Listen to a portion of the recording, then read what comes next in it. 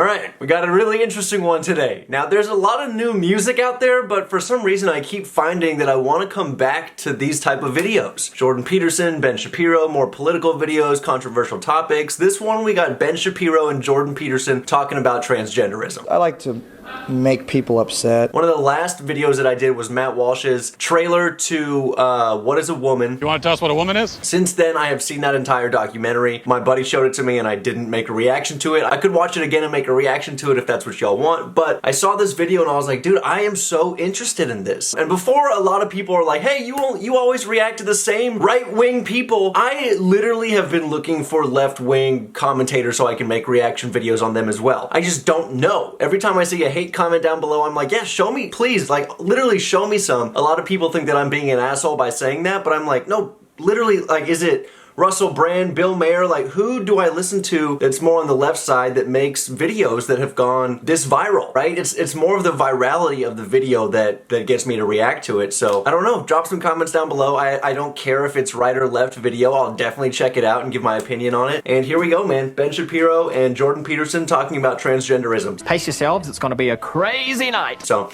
link to the original video will be down below if y'all want to check it out for yourself. And let's get into it, man. This is why, I mean, it's funny because I think that, you know, the issue that you started to become really politically prominent on, which is the Bill C-16 in Ontario and you already know we gotta look it up. Bill C-16 in Canada. So this enactment amends the Canadian Human Rights Act to add gender identity and gender expression to the list of prohibited grounds of discrimination. The enactment also amends the criminal code to extend the protection against hate propaganda set out in the act to any section of the public that is distinguished by gender identity or expression, and to clearly set out the evidence that an offense was motivated by bias, prejudice, or hate based on gender identity or expression constitute an aggravating circumstance that a court must take into consideration when it imposes a sentence. Now we got the ground set up, right? Let's continue. that was federal law. In Canada, the gender issue. Yeah. You know, that's the issue where now the question that's constantly being asked, so why do you even care?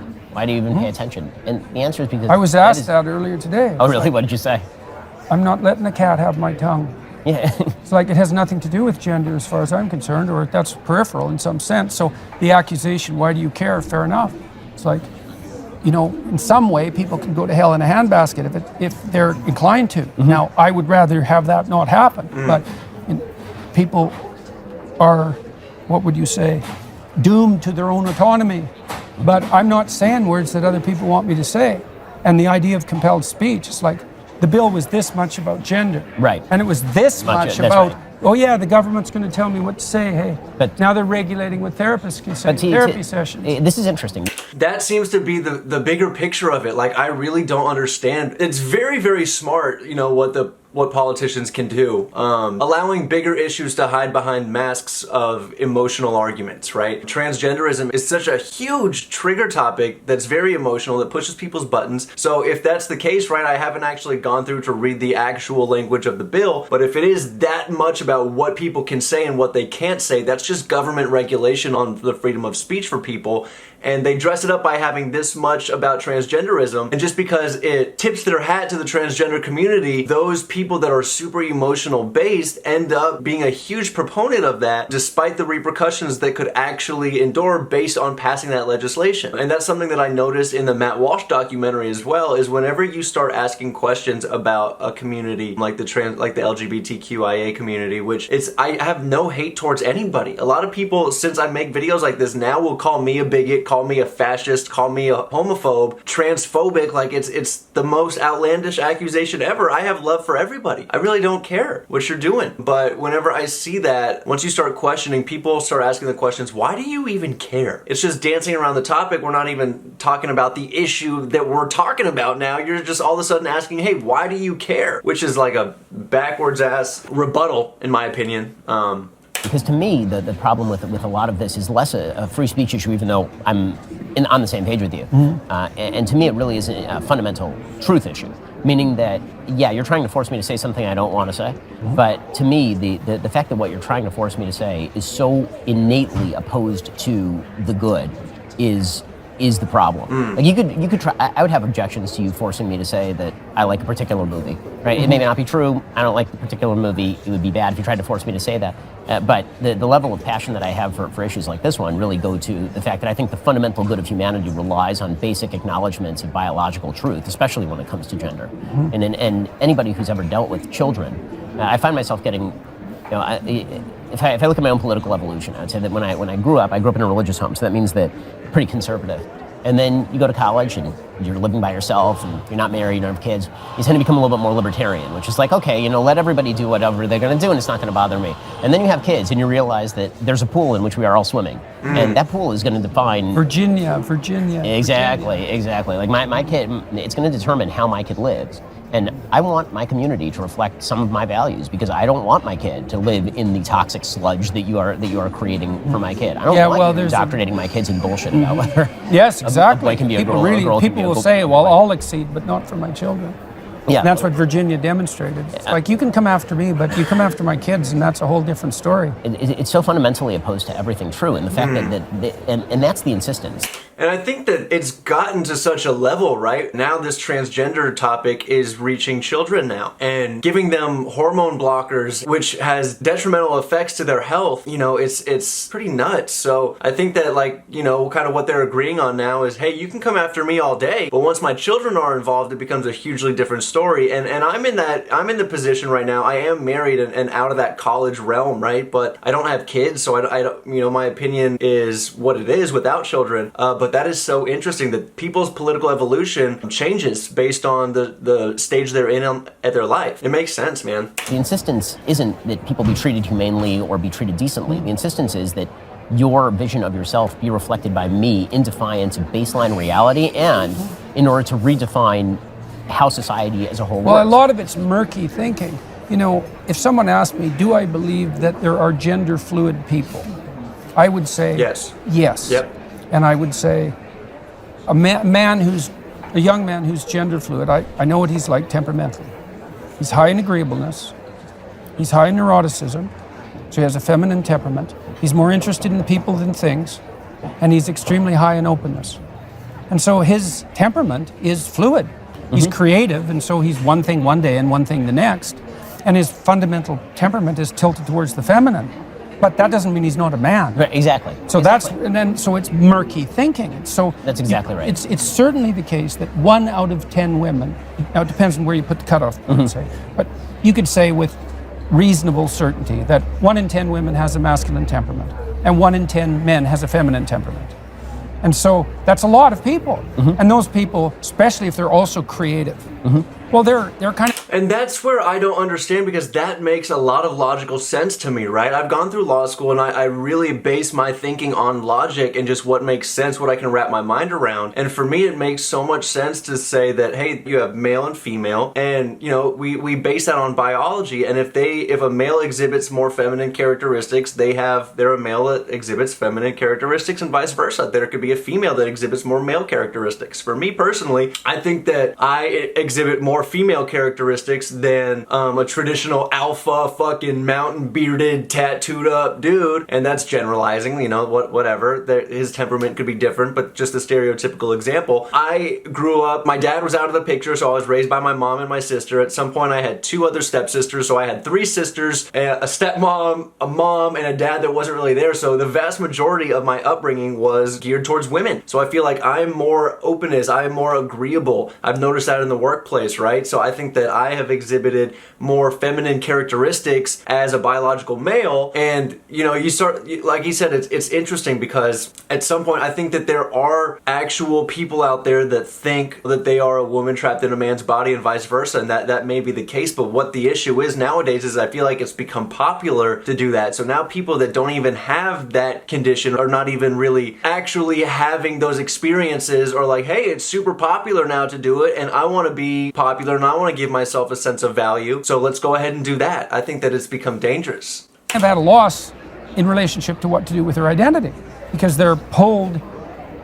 First of all, they have a hard time catalyzing their identity. Creative people have a hard time catalyzing it. It's like the definition of creativity. They're protean.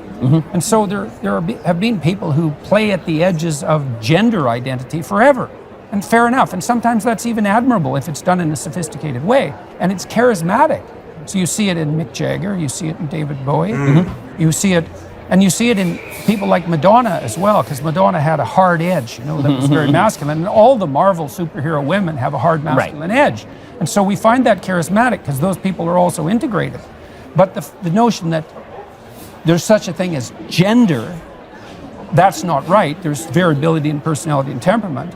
And the idea that there's no such thing as biological sex, that's just insane. It's insanity. They've abstracted gender from sex and then read gender back into sex as more important than sex. It's well, and then why insist upon the biological modifications? Right. If there's no such thing as sex, it's like, well, then just act out your role. Right. Leave your body alone because it's irrelevant anyways.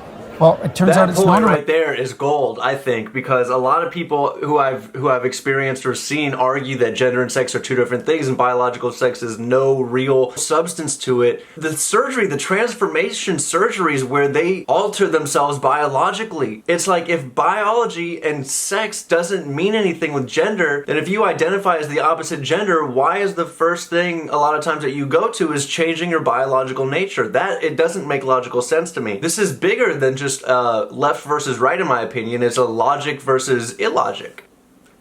Relevant. You have to go through the surgical transformation. Right. Which is a pretty dramatic answer to a question that for 99% of people who are ambivalent about their gender identity would be best solved without surgical intervention. I don't exactly know what the word ambivalent means. And I could guess what it means based on context, but I don't know the actual definitions. Turn your fucking brain on. So whenever I don't know for 100%, I look it up. Having mixed feeling, or not ambivalent, or contradictory ideas about something or someone. Okay, so not having mixed feelings. Got it. Yeah. And then so now in Canada, because they banned conversion therapy, it's now all affirmation therapy. Right. There's no such thing as affirmation therapy. Right. No, it's insane. I mean, the semantic game that was used in order to say, well, conversion therapy, which was at one time using electric shock to treat homosexuals, and saying that that's the same thing as you have a gender confused 12-year-old. Look, I had a 14-year-old kid who was a client of mine, and he was in the mid stages of puberty. He was a pretty creative kid. Agreeable kid as well, right? And that's important. So he had a bit of a feminine temperament. That also meant he could be pushed around fairly easily. Well, there was an aggressively gay guy in his school was hitting on him and trying to convince him that he was gay. Well, he didn't know. So he wanted to talk to me about it. It's like, well, I was going to tell him. What the hell do I know about this kid? Exactly. And I wanted to hear what his problems were and how it might be sorted out, what he wanted. And like that's what you do in therapy, is you help people sort out their problems. Now this idea is you come to me with an axiomatic claim, whatever it is about your... Damn it, we gotta look that one up too. Turn your fucking brain on. Axiomatic. Self-evident or unquestionable. Okay, alright. identity, and my job is to rubber stamp it. It's like, I'm not a therapist then. So this is not only insane, this insistence.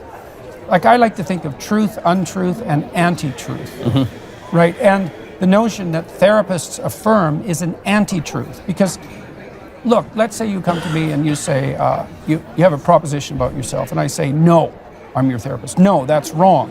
It's like, that's not good therapy. But neither is you have a proposition about yourself, and you're disturbed enough to come to a therapeutic session, and I say, yes, you're right. It's like, I don't know if you're right. And if you're so right, why are you here? Right. Like, what are we talking about if you're already right? It's a destruction of basically the only form of therapy that we know to work. Yes, cognitive behavioral therapy. It's all about saying that so are the rest of them. They're all this is one of the things that's interesting about clinical psychology. Every single school of psychotherapy is predicated on the idea that free expression of thought or the free transmutation of behavior is curative. And it's true with cognitive behavioral therapy, just like psychoanalytic therapy. It's all the same thing. And also the other axiom of therapy is voluntarily expose yourself in measured doses to what you're afraid of. So here, this is an interesting thing because, the bill that they're talking about at the beginning, he was saying that it changes what therapists and psychologists can say to people. And if it is just an affirmation type of thing that you have to do, at the end of the day, it's kind of like, and I got this from the Matt Walsh documentary, kind of like somebody walking into a doctor being like, hey, I think I have this disease. And the doctor can't work his way through that. He has to just be like, yeah, I affirm that. It's like, what role does the doctor play? So it's kind of taking the wind out of the sail for therapists, for psychologists. It's really bizarre. And so that's an interesting thing, because the psychoanalysts believed when the behaviorists first came up with exposure therapy, they had it formulated wrong. They thought you learn to be afraid. So you're normal, and then something hurts you, and then you learn to be afraid of it. That's wrong. You're always afraid, except when you learn not to. So they had it exactly backwards neuropharmacologically, and it really matters. This matters. That doesn't mean you can't learn some fears. You can, but mostly you unlearn terror. Right? So children are afraid to get away from their mother. It's because they're afraid of the entire world. Well, you have to learn how not to be. And you don't learn that by habituation, because that was the idea. So you take someone who's afraid, they've been conditioned to be afraid, you expose them to what they're afraid of, and then you have them do relaxation exercises so they counter condition. Well, then it was discovered, and they don't have to do the relaxation exercises. It's like, oh, well, it still works, just exposure. It's like, well, they get less afraid when you expose them, because their fear habituates. So then the psychoanalyst said, well, if they get less afraid of that particular thing, the symptoms are just going to substitute, because that fear of an elevator, say, was reflective of a deeper fear of death. Had a client I exposed to an elevator, the doors open, she said, that's a tube. It's like, and her fantasy about the elevator was, it was a place she was going to die in of a heart attack. Well, people were discomforted and, what would you say, made contemptuous of her foolishness while she was suffering and dying. So social alienation and death, that was the elevator for her. So we expose her to the elevator. What does she learn? Not to be afraid of the elevator. No. She learns she can tolerate those fears. She learns to be brave. And so the psychoanalysts were they were diametrically wrong, because if you expose someone to anything they're afraid of, effectively they get less afraid of everything. Right? And so that's partly why psychotherapy is curative in that manner, is that people discover that... Well, I got a movie channel and I was absolutely scared shitless watching The Conjuring, so I guess I just need to be exposed to more horror movies. They're bigger than their fears. They don't discover that the fears are trivial. I think that the cult of authenticity is going to be the destruction of all psychotherapy, and then, because if the cult of authenticity is that your true authentic feelings are what makes you you, then the attempt to make you brave in spite of your fears is a suppression of your fears. It's almost like a Freudian analysis of you're suppressing your sexual desire, and this is not full authenticity. Yeah, right. Why isn't the fear you? Right, exactly. The authentic you. Exactly, and I think that's kind of where we're going. It seems like Yeah, well, so this movement towards unity that we were talking about, this is a place I think where, like, informed... From like a conversation standpoint too, you know, normally whenever I hear Ben Shapiro speak or argue, he's the one that's doing the interrupting, and now we got Jordan Peterson doing it, so it's interesting to see Ben Shapiro kind of take the back seat in that type of conversation. It's really, really interesting, actually. Liberals and conservatives could meet. It's like, well, there is this authenticity, let's say, and drive for adventure, and you see that elevated to the highest place in some sense in the more careless Disney movies. But the full manifestation of that in an integrated sense is the drive towards authenticity inside this higher order unity. It has to be, because otherwise it's disuniting. It causes fragmentation and chaos. And so it has to be subordinate to a higher order end. And then you might say, well, what is that? Part of that's the reciprocal altruism that the evolutionary biologists are always on about. It's like, some for you, some for me. Some for you, some for me, in measure, right? And that makes both of us richer. And so that's part of the higher order unity, and people are intensely reciprocally altruistic. That's great. It's good. Actually, if I can get a re-up on something, that would be awesome. Yeah. Thank you. Okay. And so it's authenticity in the service of what? Now, when Pinocchio becomes real, he's already rescued his father, right? So he's established an accord with the tradition that gave birth to him already. He's revitalized that. So when he wakes up, he's not free. He doesn't have any strings on him anymore, but he's already existing in a harmonious relationship with his father, which is a big deal. And one of the lovely things about what happens to me as a consequence of my lectures is that lots of fathers and sons come up to me and say, we've really worked out our relationship. Wow. And they're both like, you've never seen smiles like that.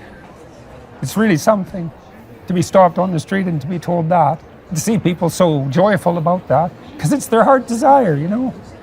And that's that integration of that drive to autonomy with the family, with the father, with the mother, the broader community, all that has to be in a higher order unity. Yeah, exactly. And I think that's the conservative insistence, right? Exactly, is that there are these, the wall, as you said. Dude, Jordan Peterson, it's just like, he screams authenticity to me, man. Like, he really does. Just the fact that his effect on people, and you can see the emotion whenever he speaks about it, it's just extraordinarily genuine, and I really, really like that aspect about him. Before, the walls have to exist. You can have autonomy, but the autonomy has to exist within the walls. And then once you let the autonomy or the rationalism destroy all the walls, well, there's no autonomy without the walls. There's just chaos. Dude, couple of things. First and foremost, I absolutely love the atmosphere of this, right? This isn't some produced bullshit where they're reading already drawn off questions and everything is so formulaic. It's like they're literally out in a coffee shop like friends discussing a topic that interests both of them. Like, I find that super refreshing, honestly. And the fact that I mentioned that Jordan Peterson seems to be one of the only people that Ben Shapiro lets speak over him it just shows that Jordan Peterson has this incredible intellect. He's got this really amazing way to articulate himself, and he's so composed. And the only time we really see him lose his composure is when he's talking about his own family, or the way that he has been able to help other people's families and their interpersonal connections. That's when we really see him lose composure. And there's just something so authentic and genuine about that makes me really want to come back and just listen to him speak for hours. I need to go listen to some of his lectures, honestly, because that at the end of the day, that's what it's about. Whether you are all the way left, all the way right, we are all people. Like, can't we unite? That's what makes me so frustrated. It's the fact that Jordan Peterson seems to try to make the world a better place, honestly. And a lot of people who don't like Jordan Peterson, or who are on the way left side of the spectrum, a lot of times get upset because they're like, hey, you are not conforming to our thoughts. And it's like, isn't that kind of the nature of transgenderism anyway? Isn't that why people think that it's so powerful, is because you are going outside of the norm to be your true authentic self and speak your mind? And that's exactly what Jordan Peterson does, but he gets hate from it from the other side. It just doesn't make logical sense to me. But anyway, I love checking out videos like this. Like I said, there's a bunch of new music drop, but for some reason I am drawn to this type of stuff now. So drop some comments down below letting me know some more videos I need to be checking out, whether that's left commentators, right commentators, anything in between. I don't give a shit. If it's valuable, I want to watch it. And with that being said, keep smiling, keep being yourself. Don't let anybody throw shade at you. I will see you tomorrow. That's a motherfucking fact, though. Yeah, love y'all. Peace.